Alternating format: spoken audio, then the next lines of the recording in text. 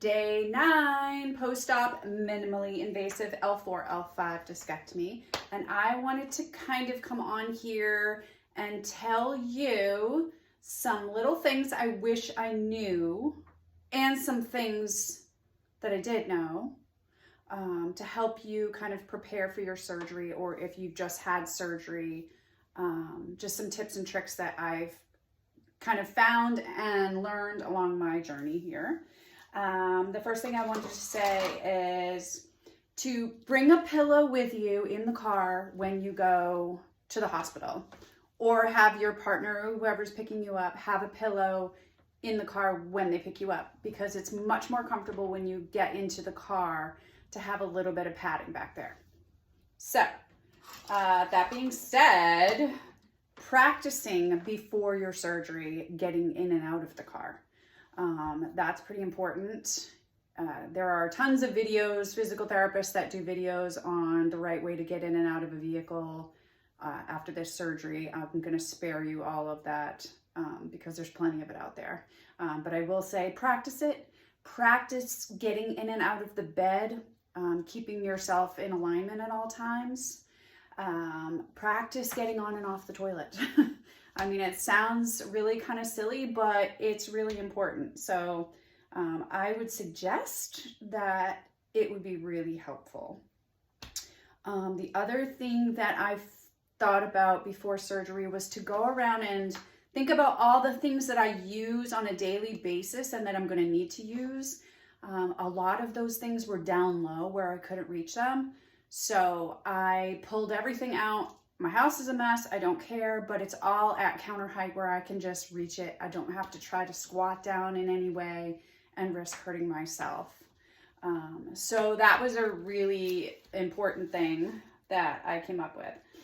Another thing, wear your pajamas and some slip-on comfy slippers when you go to the hospital for your surgery that day, because you're gonna be changing into a Johnny and some ghetto looking socks anyway. And when you are finished with surgery and you go home, you're going to want to just come home and go right to bed. So to have something you can just slide right on and off your feet and already be in your clean pajamas is the best thing ever. So it will get you through at least that day or the next couple days. So you won't have to worry about changing. Let's see. I kind of made a little list hoping this would help. I prepped some containers of food before I went to the hospital. I made some overnight oats. I did some like yogurt with fruit. My husband made a big pot of chili, so I put a few containers together on the top shelf in the fridge so I could just take it out and heat it, because I'm alone during the day and I was going to need to eat, obviously. So that was a really good tip.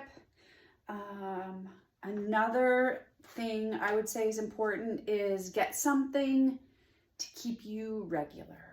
And when I say regular, y'all, I mean something to keep it so that you don't get constipated, because straining to go to the bathroom is painful and not a good idea. And pain medication has the tendency to make you constipated. And you're not moving as much physically, which, you know, movement kind of helps that process of your gut kind of move the food and sediment through your system. So you're not moving, you're taking pain medication. Hopefully you're keeping hydrated, but I would say even with as hydrated as I kept myself, I still needed to take a few things. There's so many things on the market. I wouldn't suggest a heavy laxative. I would suggest something gentle like Colace or prune juice. Take it easy, don't do too much of it. You certainly don't want to have to be running to the bathroom all the time, but enough of that. I did get myself a pair of Skechers step-in sneakers. I'm sure there's a million of brands you could get. Those were just the quickest, easiest ones I could find on Amazon. I know UFOs make some really cool ones that you can get now too, and you can just step right in and step right out, no bending, no tying. I can put them on when I go for a walk outside, so it's perfect. Oh, another important thing. This, you're gonna laugh because it looks like a little robot hand, and it is because it's my son's and he got it from Toys R Us like 5 years ago. But it grabs things, and I'm very grateful for it because I can't tell you how many times I've needed something that I cannot reach, and with this, I can pick it up.